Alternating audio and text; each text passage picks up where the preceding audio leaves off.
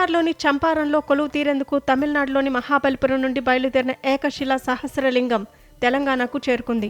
బీహార్ రాష్ట్రానికి భారీ వాహనంలో వెళ్తున్న ఈ ఏకశిలా మహాశివలింగం ఆదివారం ఆదిలాబాద్ జిల్లాకు చేరుకుంది. జాతీయ రహదారి 44 మీదుగా బీహార్కు వెళ్తుండగా మార్గ మధ్యలో ఆదిలాబాద్ జిల్లా ఇచ్చోడ వద్ద ఆగింది.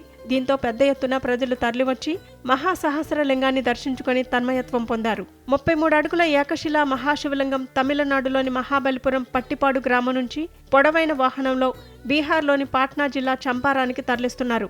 అక్కడ ప్రతిష్టాత్మకంగా నిర్మించబోయే విరాట్ రామాయణ మందిరం కోసం ఈ మహాశివలింగాన్ని తీసుకెళ్తున్నారు. జాతీయ రహదారి గుండా రోజుకు 20 కిలోమీటర్ల చొప్పున ప్రయాణిస్తూ సాగుతోంది ఈ మహాశివలింగం.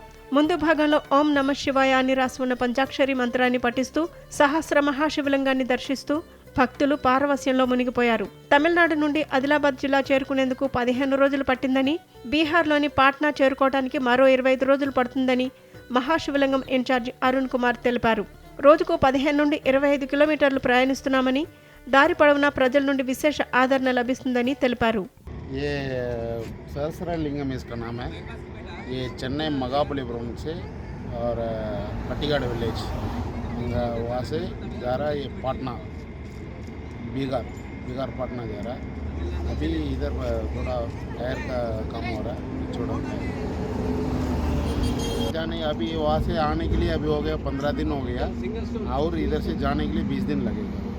पाटना पहुँचने के लिए 20 दिन लगेगा, और कहीं पूजा करके जाता है, इस वजह से थोड़ा लेट होता है, और पब्लिक भी थोड़ा एक्सपेक्ट करके